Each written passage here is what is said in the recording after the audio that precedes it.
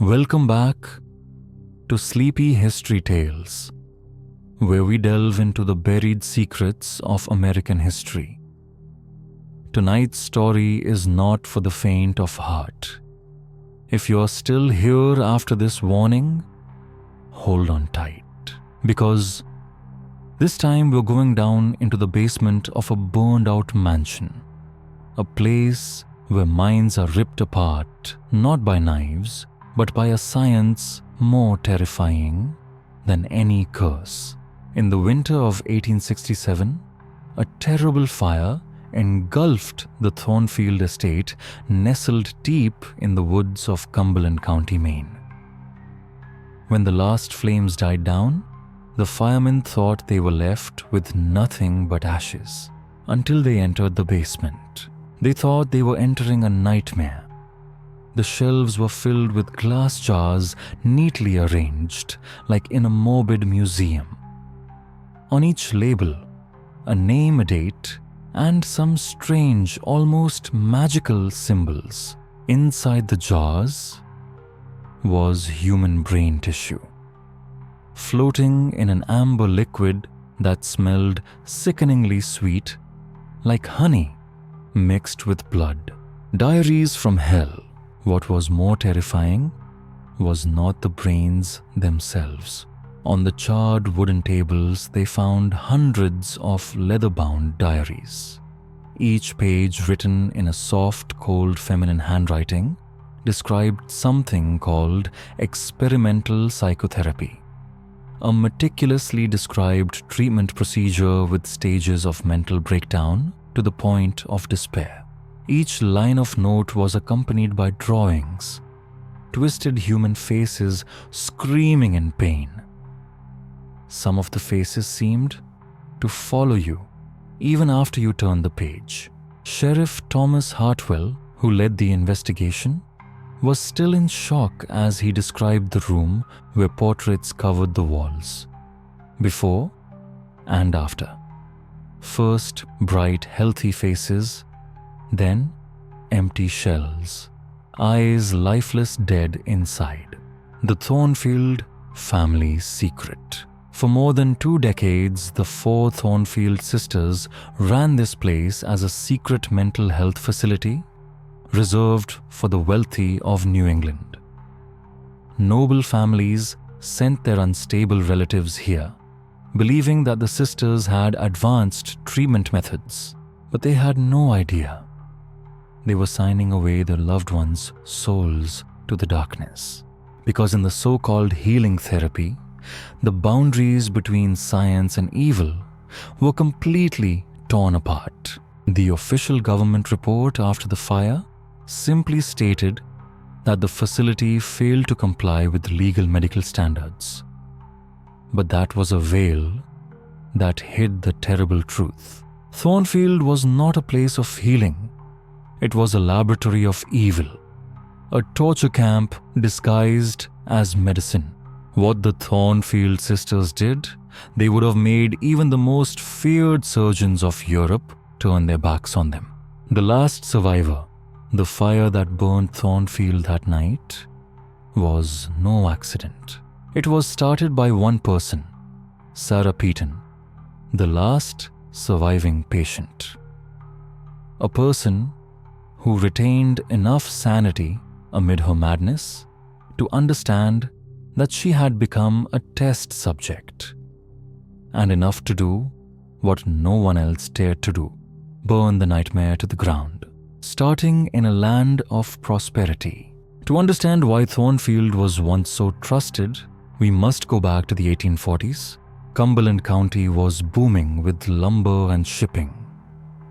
A new class of merchants and industrialists had emerged, rich but fearful. They had money, fame, and secrets they wanted to keep hidden. In those days, signs of mental disorder, depression, anxiety, or mania were not considered illnesses. They were seen as moral failings, a disgrace to be hidden from society. And so, they came to Thornfield, the eldest sister Constance. In the fall of 1844, 4 women appeared in the quiet countryside. They rented Thornfield Manor, an old wooden house deep in the woods, surrounded by fog and silence. The eldest, Constance, was only 32, but she was both admired and feared.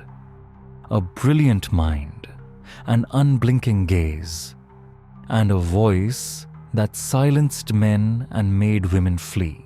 It is believed that Constance studied medicine in Europe, but no one knows for sure where or with whom.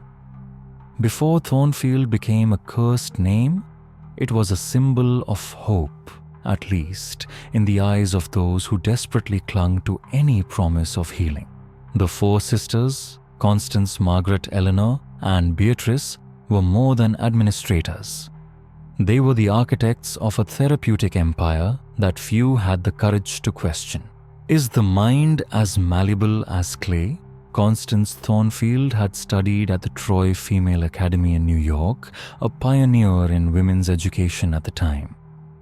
But what she brought out of the academy was not progressive thinking, but a strange theory of the plasticity of human consciousness. The human mind, she argued, was not fixed. It could be reshaped, dismantled, and reassembled like a mechanical structure. An ordinary person could be dismantled and rebuilt.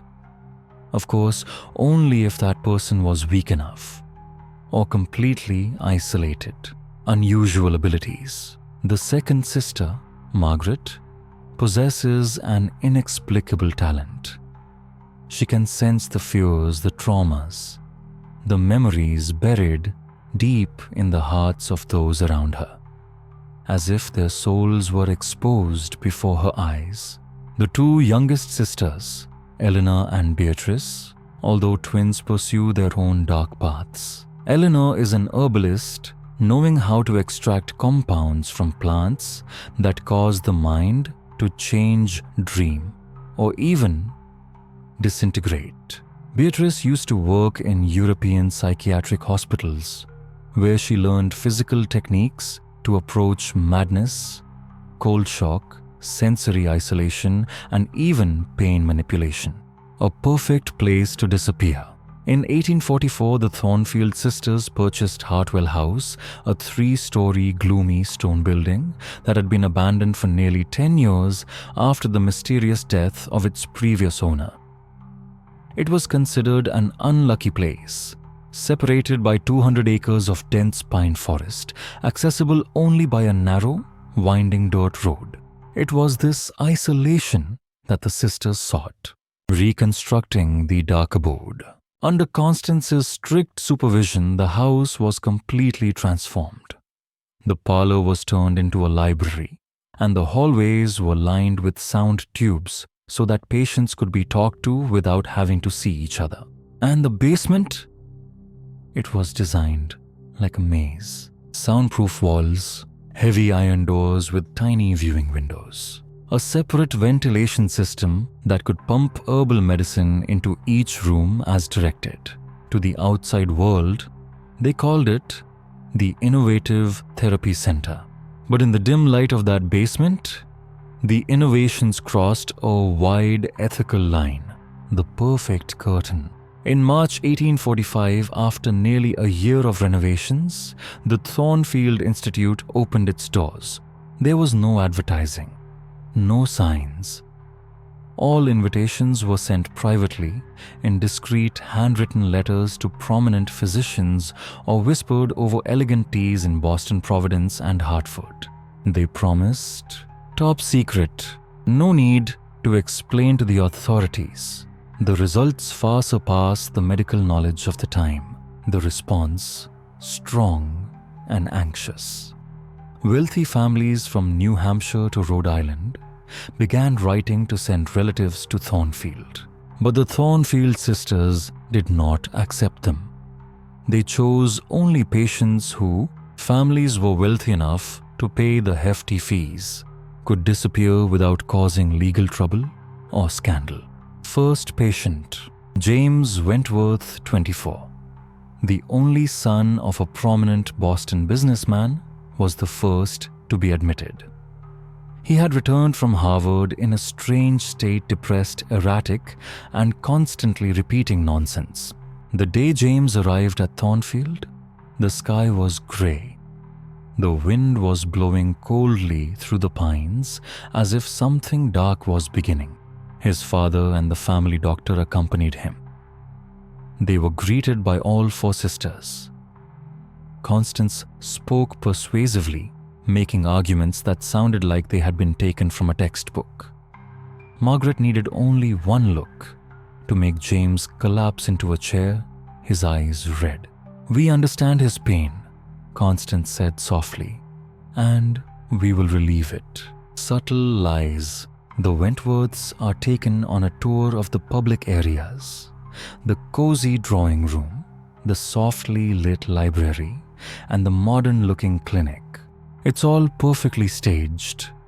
No one sees the basement. No one hears the screams. No one knows that once the mansion door closes behind them, James Wentworth is no longer a free man. Are you listening? Comment with a B if you're still following along. Because next, we're going to descend into the darkest rooms of Thornfield, where the treatment really begins. To rebuild, first destroy. That's the core tenet of the Thornfield sisters' treatment doctrine. But not everyone understands. They're talking about the human soul disappearing into silence. When James Wentworth's father left Thornfield House, he believed he had done the right thing. For the equivalent of $30,000 today, he thought his son would be treated by knowledgeable, gentle, professional women. But that was the last time he saw his son. And for more than 20 years after that, he would never know that James had never left Thornfield, the first stage. Disrupting reality. As soon as the Wentworths left, the treatment began. James was placed in a room on the second floor, bright, well-appointed. But that piece was only the first trap. Each night, a small detail changed. The chair turned 90 degrees. The painting on the wall was replaced with a bizarre replica.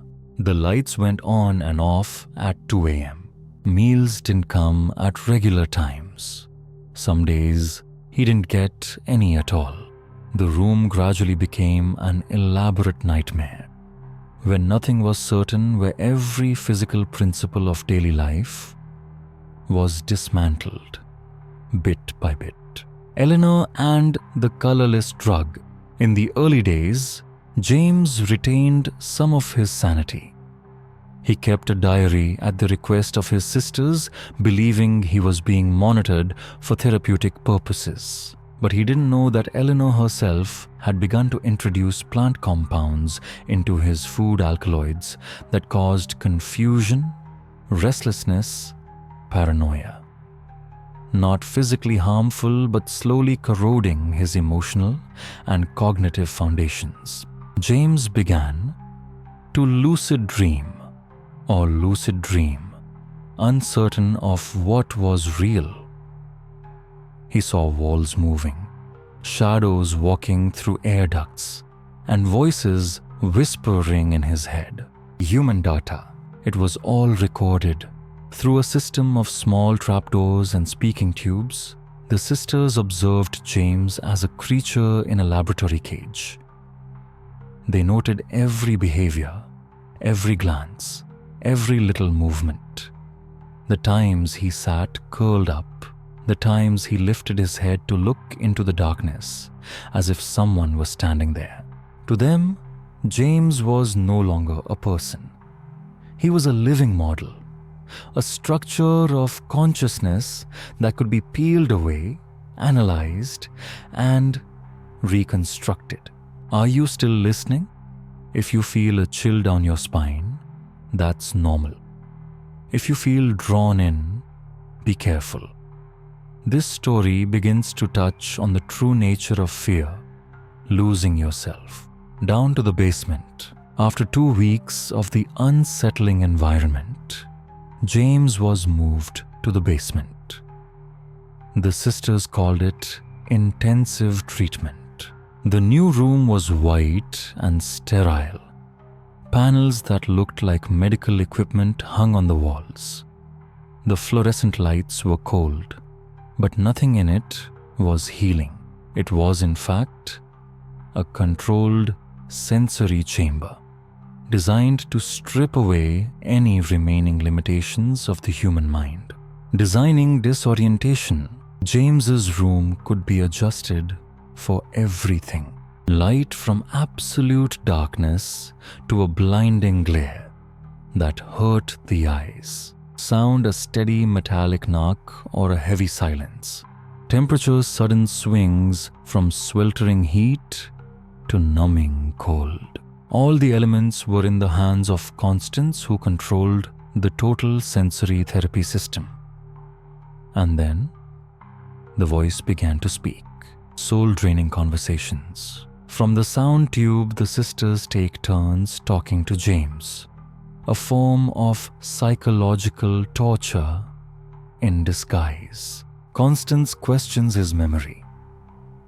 Do you really think you went to Harvard? You're wrong. It never happened. Margaret whispers about the fears he wrote in his diary. Are you afraid of your father? Or do you think your mother is cold? Why haven't you faced that? They don't shout. They don't threaten. They just sow doubt, slowly, gently, but constantly. Like drops of water on a rock, and slowly, the rock cracks. If you've ever wondered what could cause a perfectly sane person to lose control, you're hearing exactly that process. And James Wentworth is just the first. James Wentworth, the young man who had walked through the gates of Thornfield looking lost but still retaining some sense of reason, had changed completely.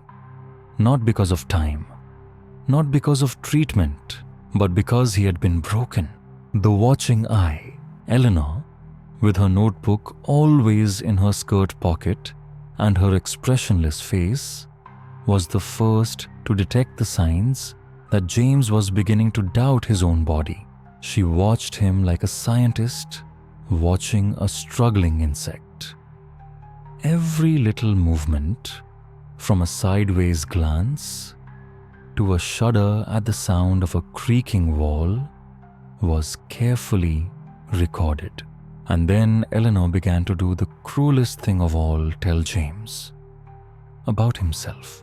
She described each of his strange behaviors as if they were signs of a dangerous disease, leaving James confused about himself. Gradually, he began to watch himself with fear, with shame, as if he were a deformity in the eyes of others. The moment of rupture, what the Thornfield sisters were looking for, was not recovery. It was the breaking point, the moment when the last psychological shell collapsed. For James, that point came after 6 weeks. They had discovered his darkest secret, the death of a friend at Harvard, an accident, or something more. James would not say. But the sisters did not need the truth. They only needed to sow the seeds of guilt. Are you sure you didn't push him, James? Did you stand by and do nothing? Did his parents ever ask you that? Over and over, whispered, softly, like the wind in his ears every night. And then, James broke down, no longer kept a diary, no longer responded to his name, no more explaining. In Constance's notes, there was only one line, completely malleable, subject ready to be reconstructed. James was just the beginning. James Wentworth was the first, but not the last. Thornfield began accepting new patients. a steady stream from all over New England, carefully selected through an elaborate intake screening process. Wealthy families willing to pay well. Patients with signs of anxiety, depression, or post-traumatic stress disorder, malleable. No one asked too many questions if they disappeared for a long time. Are you wondering why no one noticed? No one stopped them. The answer is simple. With money and silence, you can do anything. Even build a prison in the name of medicine. Each person has a scenario. Every patient who comes to Thornfield goes through the same path. Hope, adaptation, disorder, fracture. But the sisters are getting more sophisticated in their methods. They tailor the treatment to each individual. Those who are afraid of being abandoned, they will feel like everyone has forgotten them.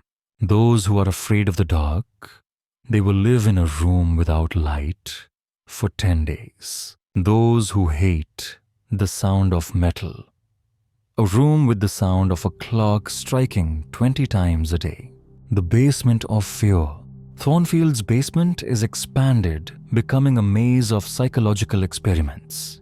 Each room has its own characteristics. Some rooms have diagonal mirrors that create the illusion of being watched from all directions.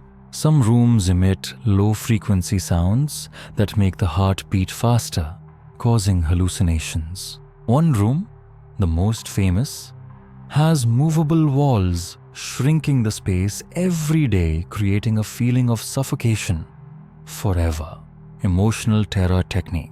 Margaret, with her demonic ability to read emotions, created a technique called emotional amplification. She probed each person's deepest fear, from being buried alive to being abandoned to fear of their own parents.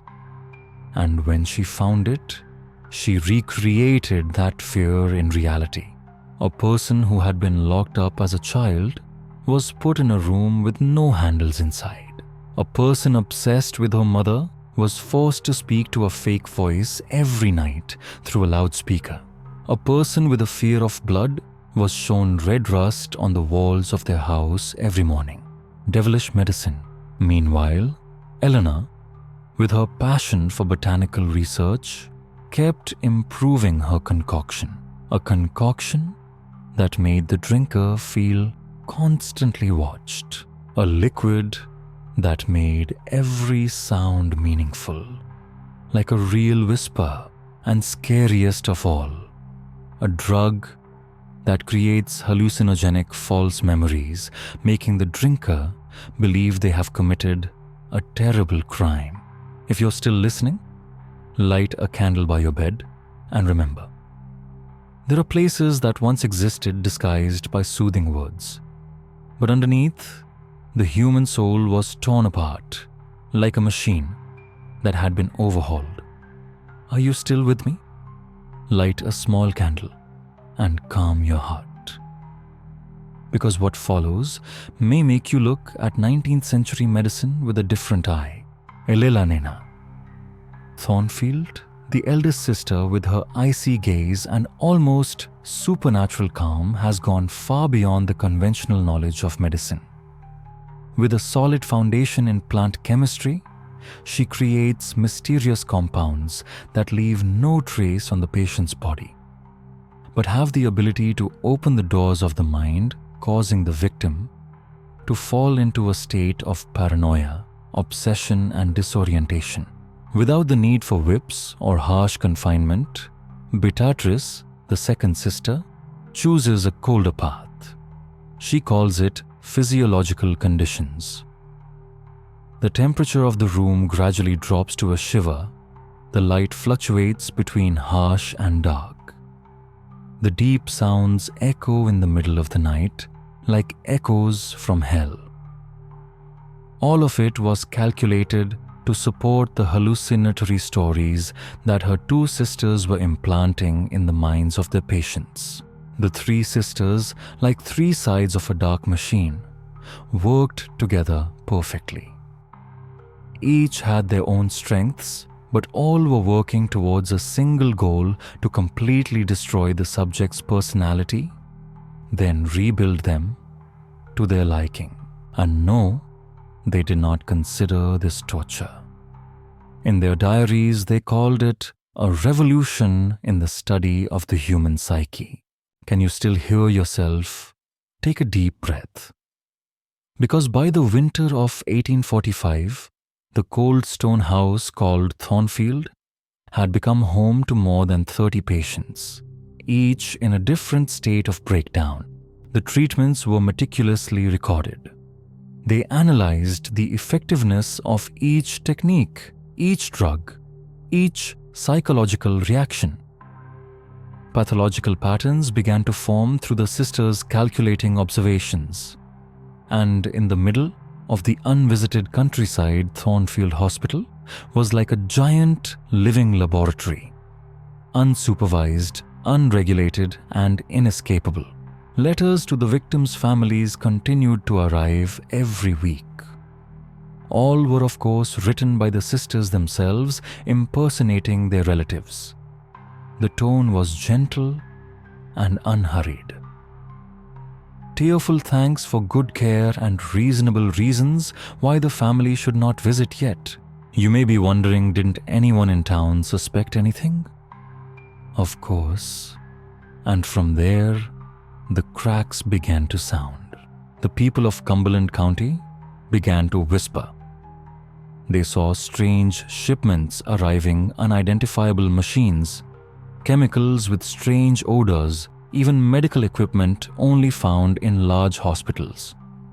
But the strangest thing, no one but the sisters received the goods. No delivery men were allowed through the gates. The gardeners, the few who were employed locally, began to report incredible things. The sound of locusts scratching under the stone floors at night, moans coming from the basement, and sometimes a female voice as thin as a lullaby, but echoing through the thick stone walls. A Portland physician, Dr. Samuel Crawford, later told the authorities that Constance Thornfield had asked him detailed questions about the techniques of preserving human tissue and about the effects of drugs on the central nervous system. At the time, he thought it was just professional curiosity. But later the question sent a chill down his spine. You think you've heard enough horror stories? No. Because in the spring of 1846, a name marked the first crack in the perfect facade of Thornfield Hospital: Mary Hutchinson. The young woman turned up in the town of Falmouth, nearly 15 miles away, in a state of complete amnesia. No name, no idea who she was. Only that she was running away from something so bad that she dared not turn back. Dr. Edmund Foster, the local doctor, took Mary in. She was horribly thin. Her arms were covered in welts as if she had been tied up for years. She could barely speak, and her eyes were glazed over, lost.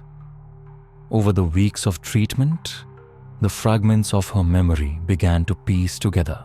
Mary told of a windowless room, of a mysterious voice that spoke in the night, whispering into her ear through the wall, of strange tasting foods and liquids that made her dream things that weren't there. She spoke of women, dressed in black, laughing softly as they tightened the rope around her neck. And if that wasn't creepy enough, Mary herself called them by name, the Thornfield sisters. Are you still there?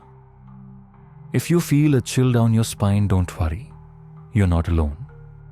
Thousands of people who once lived near Thornfield House felt the same way. And the next part is going to be even darker. Are you still there?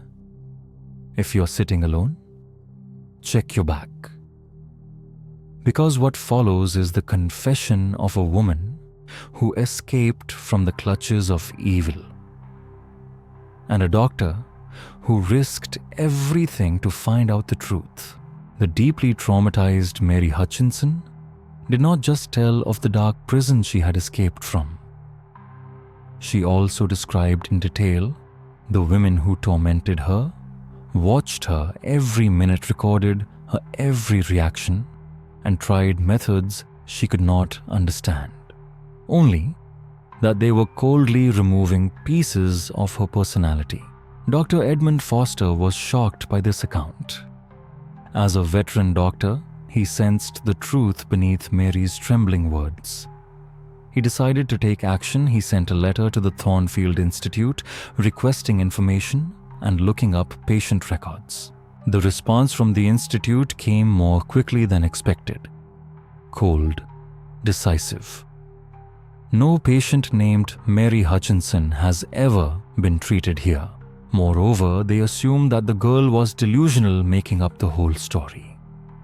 They firmly asserted that Dr. Foster was being duped by a mentally disturbed patient. Would you believe it? Such a tragic story, and dismissed with a single denial. But that was not the end.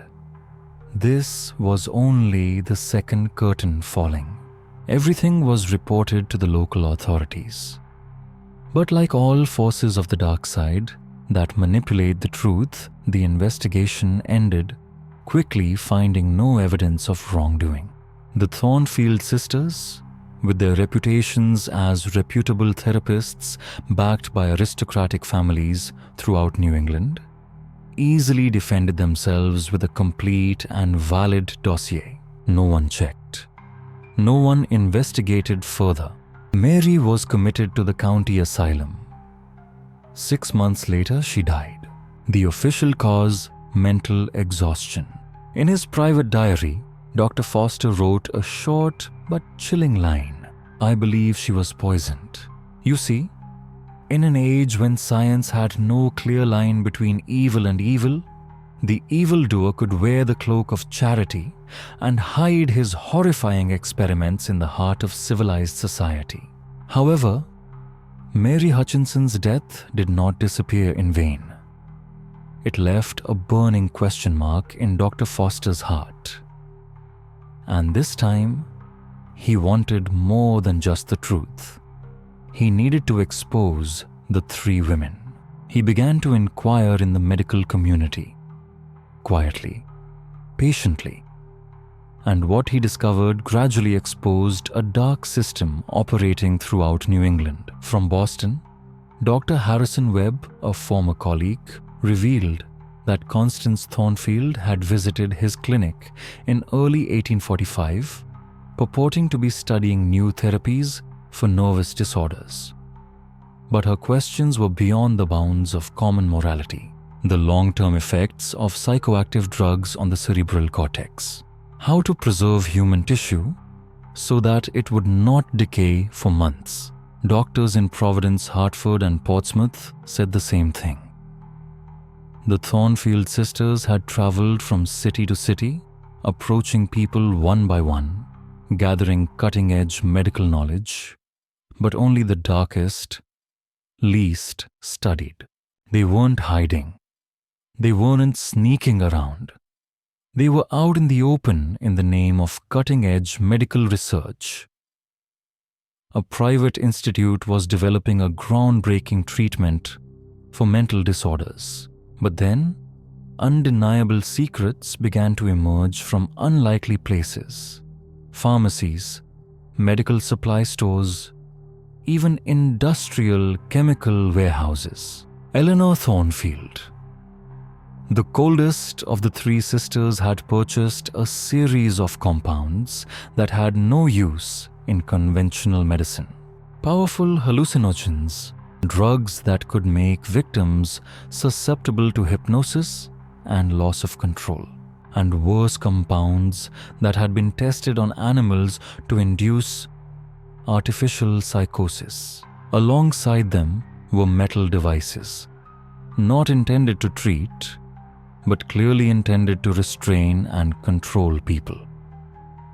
Leather straps, bone clamps, and electric shock machines that could cause temporary nerve concussions. Dr. Foster, trembling, wrote these words in his confidential report. I believe that Thornfield Institute is not only using unusual treatments, they are systematically experimenting on human beings, regardless of the consequences. And then, as fate would have it, a hand reached out from the darkness. To save him from his loneliness, a former employee of Thornfield Institute, who had betrayed the three sisters, had come to him. Are you ready for the next part? Hold on tight, because that person knows more than anyone who has ever walked out of that cold stone gate alive. They say the truth often comes from the kitchen, but this time it came with the smell of blood and silence. Martha Henley, a simple woman with hands familiar with the kitchen, had worked as a cook at Thornfield Asylum for several months before abruptly quitting.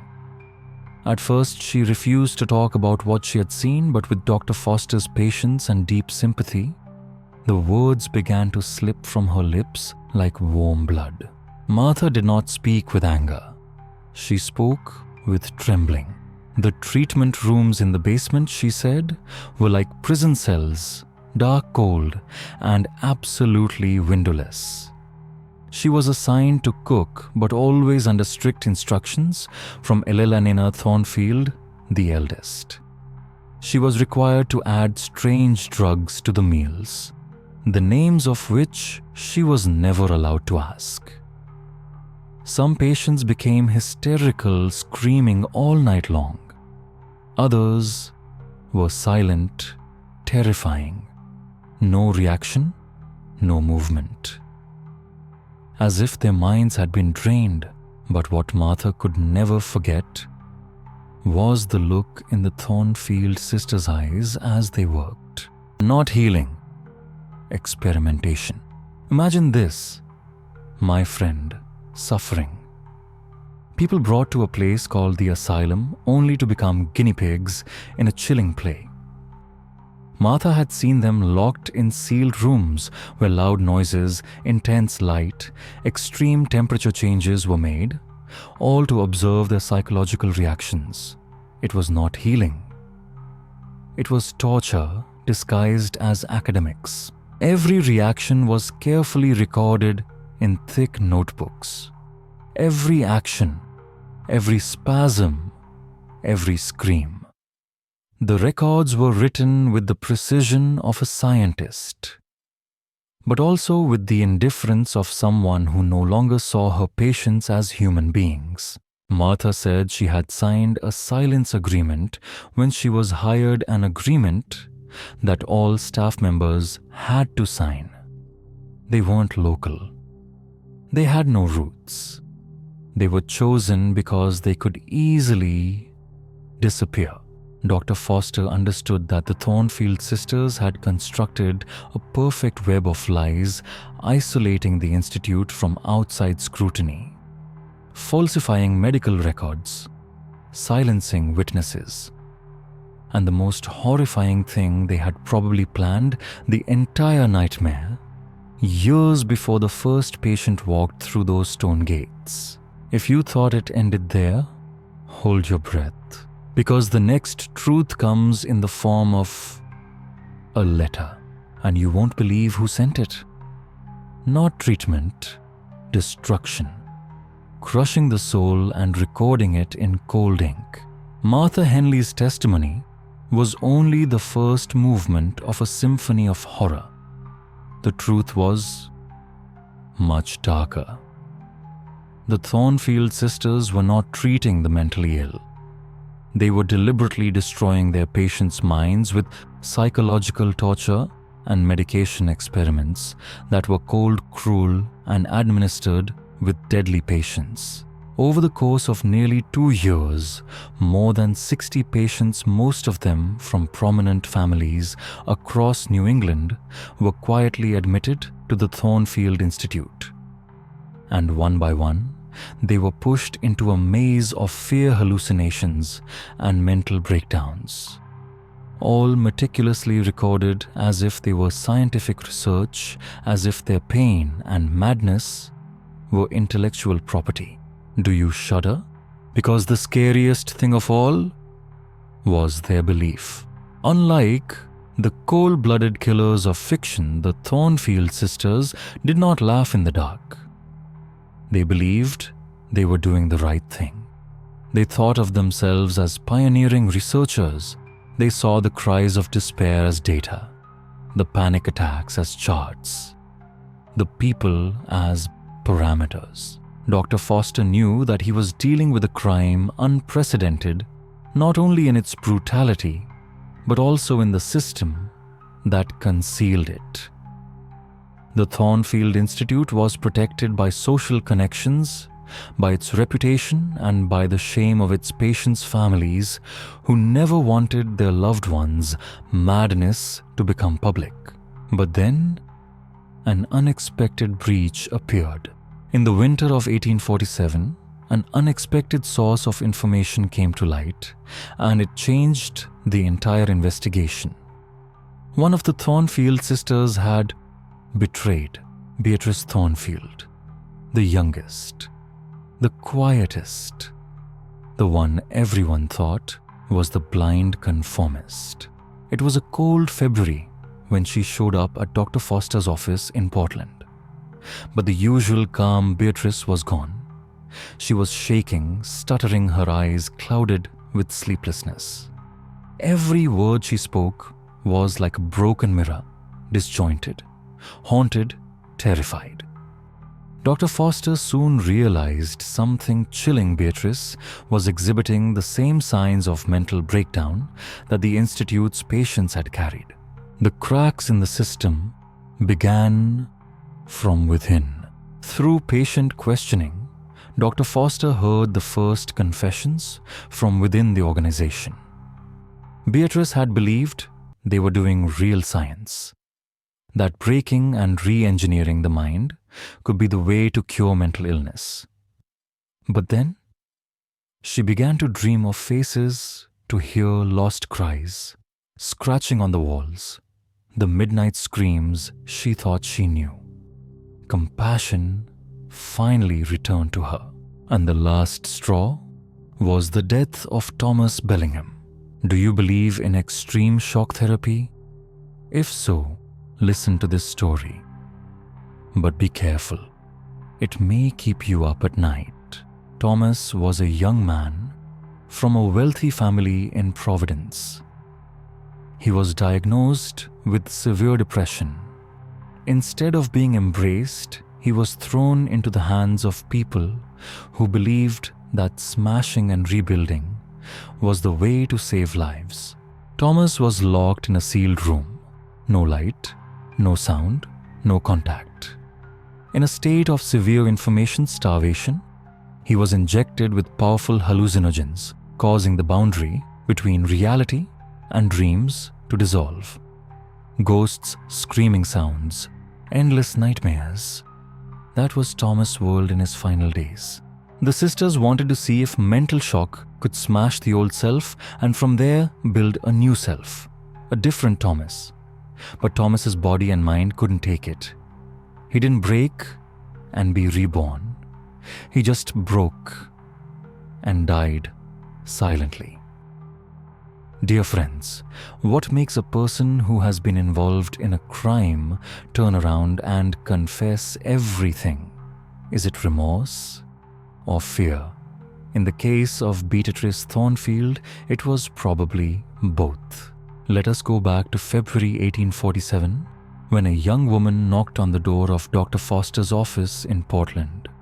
It was Beatrice Thornfield, the youngest of the 4 sisters behind the Thornfield Asylum. But this time it was no longer the calm woman in her neat medical gown. Before Dr. Foster was a panicked, trembling person with eyes that were lost and a voice that was so muddled that it was hard to understand. Beatrice claimed that she could no longer participate in what she called the horrible work at the asylum. The nightmares, the screams that echoed in her head, all had worn away her reason. And now, one of the 4 medical nuns is experiencing the same mental symptoms as the patients they once tortured. Through hours of questioning, Foster gradually realizes a horrifying truth Beatrice once believed, that their work, extreme psychological experiments, was for scientific purposes. But all that changed the day she witnessed the death of Thomas Bellingham, a young man sent to the hospital for severe depression. Imagine, my friends, a therapy that involves complete isolation from the world, combined with carefully calculated hallucinogenic drugs to create the most terrifying visions in the victim's mind. Thomas succumbs, and when Beatrice opens the door to his cell, she finds a corpse without wounds, but his face frozen in an expression as if he had seen hell right before his eyes. That is the moment that makes Beatrice realize and decide to betray her sisters.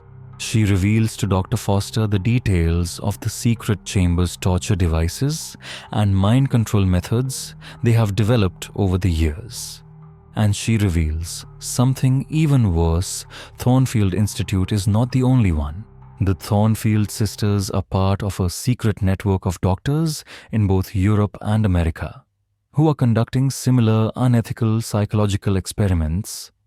They exchange letters, share results, and even plan to open more research institutes. Thornfield Institute is just the first step in a terrifying expansion plan. Does this make you shudder? Because Foster certainly does. Even more terrifying is that the sisters have realized the danger of being exposed. They are planning to erase their tracks, destroy documents, and dispose of all remaining patients. Literally. The deaths will be staged to look like natural disasters. No blood, no clues. And Dr. Foster, now in possession of the chilling truth, knows he must act now before the last innocent souls in the Institute are silenced forever. Do you feel the world getting darker by the minute? Don't take your eyes off the screen, because the next part will take us deep inside Thornfield Institute, where the light of reason is slowly being stifled. Dear friends, sometimes the betrayer of an evil secret society is not simply a whistleblower, but the only flickering light in a dark dungeon. And Beatrice is that light. But her fragile light is slowly fading. After her meeting with Dr. Foster, the situation becomes more dangerous than ever. Beatrice confesses to him that her sisters have begun to suspect. They have been watching her every move, searching her correspondence, and, most horrifyingly, have suggested that she needs treatment if she continues to show dissatisfaction with the family's medical work. You know what that means, right? In an institution where nightmares are systematically created, refusing to be complicit means being locked up, dealt with. Beatrice is now a prisoner in the very house she helped build. She was forced to continue injecting drugs, monitoring patients, recording reactions, despite her own guilt and disgust. Dr. Foster knew he was running out of time. He needed a plan, a perfect move to unmask the trio of female demons in the guise of doctors. His plan consisted of 3 steps. Gather evidence of the deaths of patients who had been psychologically tortured. Identify those who were being held illegally. Present the information to those who had the courage to act despite the Thornfield's powerful network of connections. One small mistake, and all would be lost. The sisters had long been prepared to destroy documents, move patients, even eliminate witnesses if necessary. Dr. Foster had only one chance, and if he failed, he would not live to try again. And then, that fateful morning arrived, April 1847. A dense fog blanketed the hills around Thornfield House. A seemingly calm morning, but one that hid an epic confrontation between truth and lies, between compassion and the hysteria of science. Dr. Foster approached the gates of the house not alone.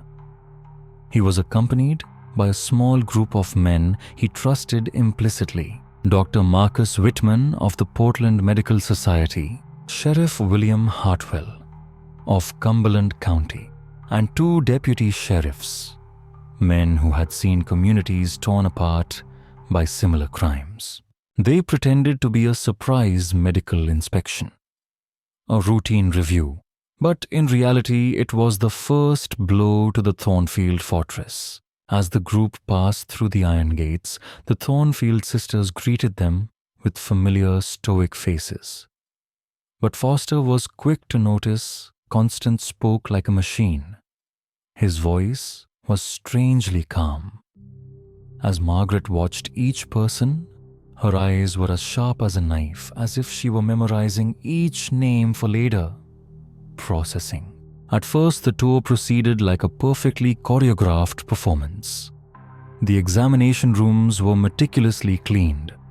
Treatments were described in flowery medical terms, but Dr. Foster was prepared to counterattack. Based on Beatrice's testimony, he asked to see the records of specific patients' names that did not appear in any public reports. The sisters smiled and produced the records. They looked complete. But Foster noticed right away strange repetitions handwriting that had changed from page to page. The descriptions of the conditions were the same, word for word. False evidence. And then came the final blow. Dr. Foster turned to Margaret and asked, "I want to see these 3 patients in person. I need to check on their progress." The air froze. Margaret narrowed her eyes. Constant pursed his lips, and in that moment, all the layers of facade collapsed, leaving only 2 calculating eyes and a rage swirling behind the pristine white blouse. Do you feel like you're stepping deeper into hell? Because in the next part, Sleepy History Tales will take you to the last underground level of Thornfield Institute, where so-called science has turned into a spiritual sacrifice ritual. My dear, do you remember when I told you about Beatrice, the 3rd sister, silent, trembling in the thick darkness she had helped create? Yes. She was the one who brought us to the point of no return, the place where the truth becomes more dangerous than lies. Close your eyes for a moment and imagine yourself as Dr. Foster, standing in the cold corridors of Thornfield, feeling death lurking behind every door. Beatrice recounted the death of Thomas Bellingham as if it was still in the air. She found him in his cell, no wound, no blood, but his eyes. Oh my, those eyes were frozen with an indescribable fear. Thomas's face twisted in one last expression, not of pain, but of sheer horror. She did not say what they had done with his body. Just a whisper. No one will find his body. That was the moment Beatrice realized. They were no longer nurses, doctors, or therapists. They were monstrous creatures in white coats. What they practiced was not psychotherapy, but testing the limits of the human mind. Their treatment protocols were elaborate plans to push people past their breaking point, to see in what ways the mind could self-destruct. Slowly, painfully, silently. And Thornfield was not alone.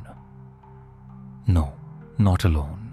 Beatrice gave Dr. Foster everything she knew. floor plans, secret chambers, bondage techniques, and letters exchanged between doctors across Europe and America. The community was not small. In Berlin, in Paris, even in New York, institutions like Thornfield were springing up like mushrooms after a rain.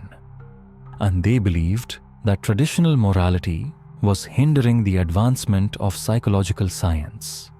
So, they wrote their own set of rules. Does it make you shiver?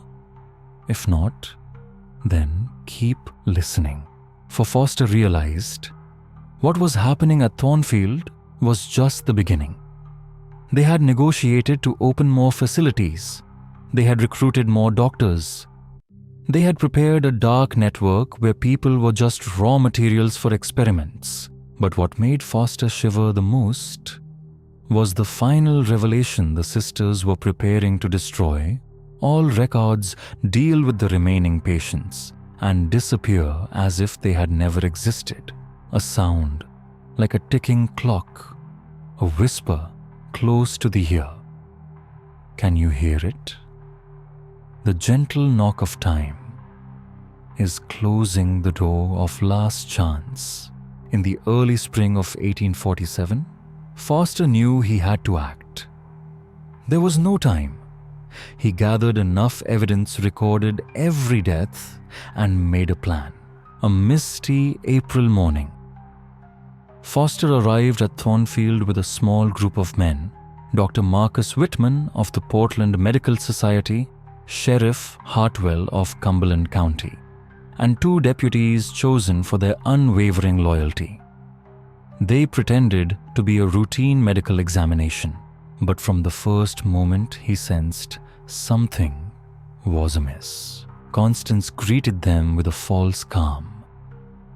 Margaret observed each of them as if determining who was the most dangerous. They led the group through clean corridors, neat treatment rooms, a perfect cover.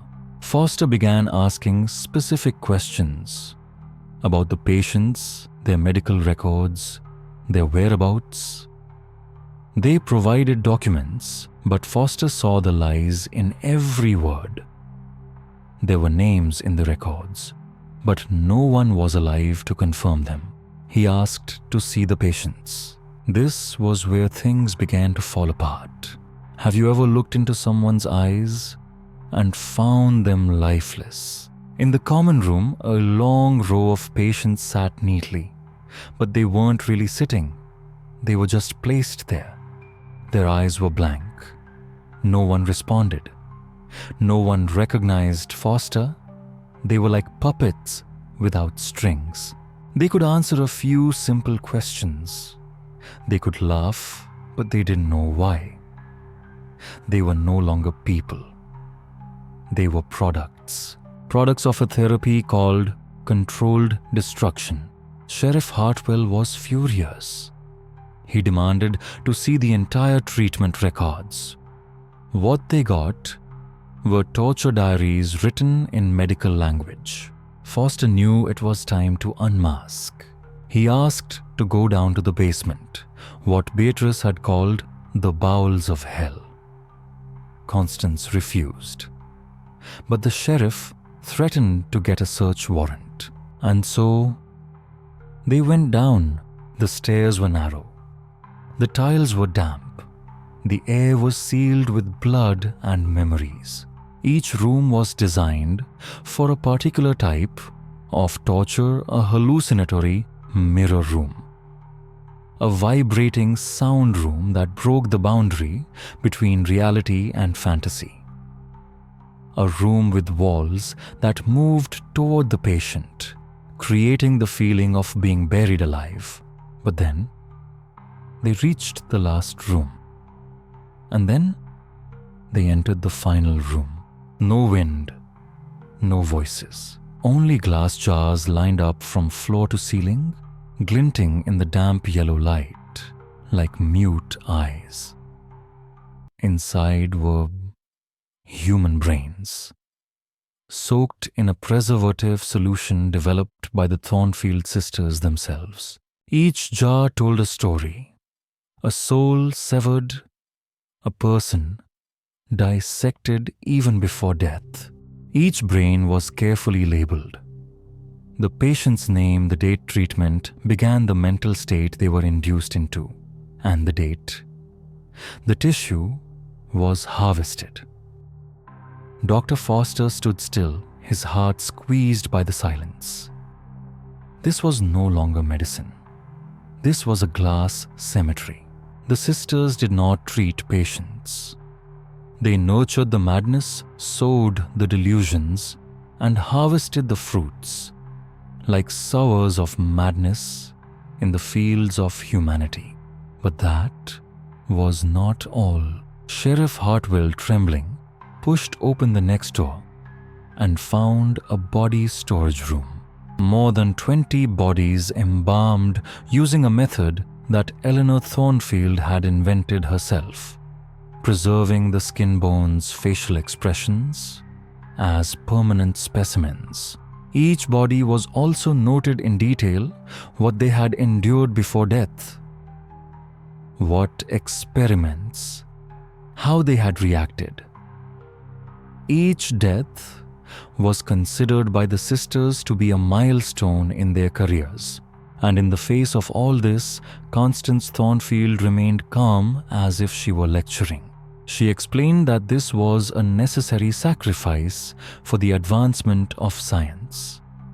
No remorse, not a second of remorse, only confusion. Why the whole group was so horrified. Dear friend, have you ever seen someone talk about death as if it were a laboratory formula? The sisters were immediately arrested. But the investigation continued for weeks after that, as they began to unearth every document, diary, letter they had left behind. The number of victims, over 70. For nearly 3 years, each patient was broken, mentally disassembled, and finally murdered. All recorded with the same level of detail as a scientist tracking a chemical reaction. And then, something even more terrifying was discovered. Letters came from all over the world, from Berlin, from Paris, from New York. Other doctors, men in white coats with private practices with good reputations, had been performing similar experiments. And Thornfield was just one small link in a larger network, an underground movement, a belief that medical ethics were just an obstacle to the discovery of human nature. The Thornfield sisters' trial became one of the most sensational of the 19th century. The evidence that emerged not only exposed their crimes, but also the complicity of the entire medical system. The doctors who helped the donors who ignored warnings, and the wealthy families who gave their children to the devil so they wouldn't have to face the shame of a family member going insane. No one wanted to look back. No one wanted to talk about what they had let happen. And that's why this story was slowly buried. What do you think? Do you still believe that sanatoriums were just places to treat the sick? Sleepy History Tales will be back next week with another story. Equally strange, equally buried, equally terrifying. If you want to know the secrets that history tries to hide, you know what to do. Leave a comment and remember to check the fine print in old letters. Sometimes the truth isn't in the bold print.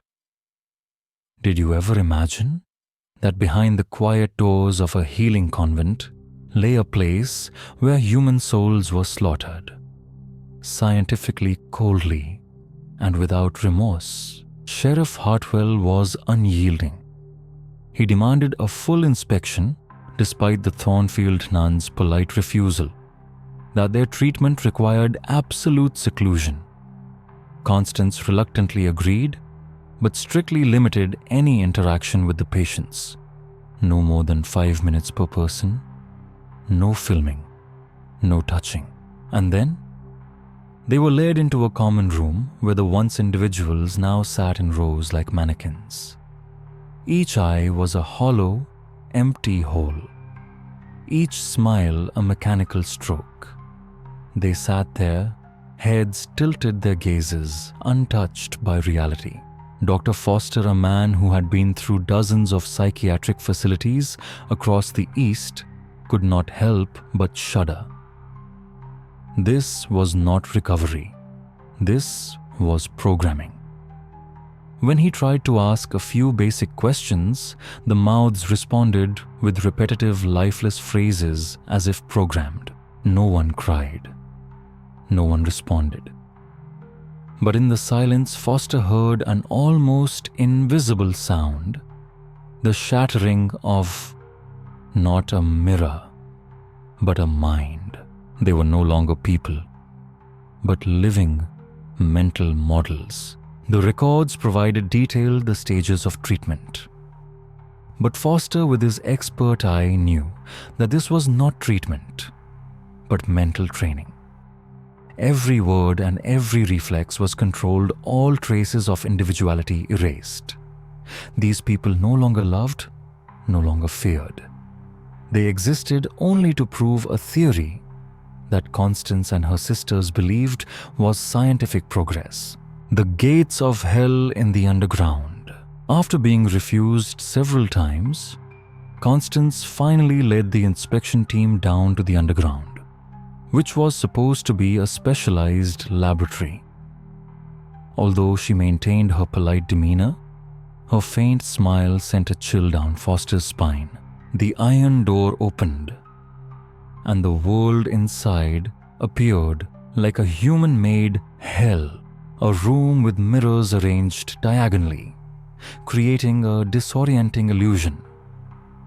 The next room contained devices that emitted brain-altering frequencies, sounds that could not be heard by the ear but could disrupt memory.